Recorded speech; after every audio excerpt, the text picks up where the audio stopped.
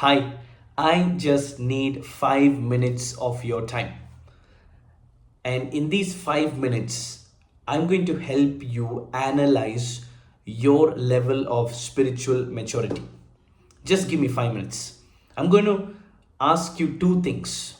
These two questions will open your eyes and make you realize where you are in your maturity, in your spiritual maturity. So if this video is too slow, just put it on 2 speed.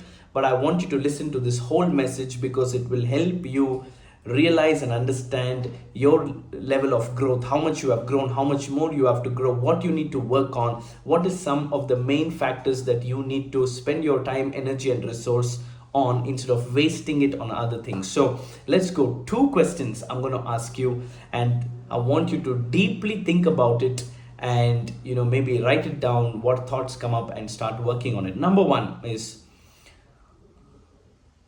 what is your reputation among your familiar relationships? What is your reputation among your familiar relationships? We all have familiar relationships and formal relationships, or official relationships. And many times the people who we have an official or formal relationship with, they only see the best side of us, right? We smile, we're happy, we do what they say. We are always communicating with them in a very respectful and honorable way, and we always pick their calls, we always encourage them, and they see the good side. But when it comes to the familiar relationships, the ones that you spend most of your time with, especially at home, if you're married, your spouse, your kids, if you're not married, your mom, dad, brother, sister, or relatives, and maybe your church people, your friends, these people, what they say about you, it really matters. What do the familiar ones say about you?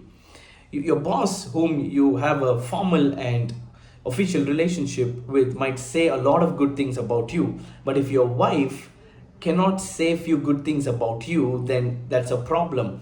Maturity is less. We're being immature because we put on a show outside in front of everyone whom we meet once in a week or officially, and they all know just the good side about us. But what does my mom say about me? What does my dad, what does my brother, sister, husband, wife, my children, what does my mom-in-law, pop-in-law, what do they say about me? What does your in-laws say about you? And I'm sure we cannot please everyone. Some people might misunderstand us and they might not have a very great reputation. But ultimately, I want you to check your heart.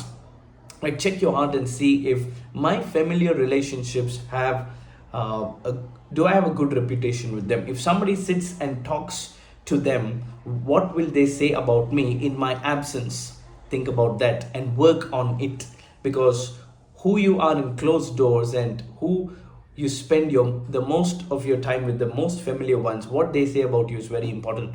The second question I want you to consider is, how do you respond when you are hurt?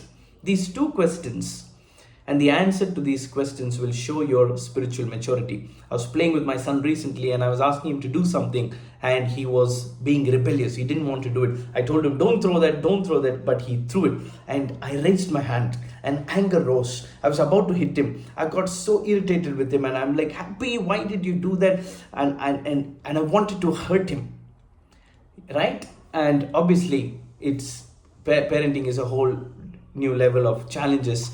But when we are hurt by someone, how do we respond? Do we hurt back? Because the general response is we hurt those who hurt us. We just respond with hurt. When I'm hurt, when I'm disrespected, when I'm not listened to, when someone doesn't listen to me, when someone disobeys, the general thing is we hurt, so we hurt back. But the gospel, right? The gospel that Jesus showed us is, while I'm being hurt, I choose to love you. I have processed the hurt that you are throwing towards me and I choose to forgive you. I choose to love you.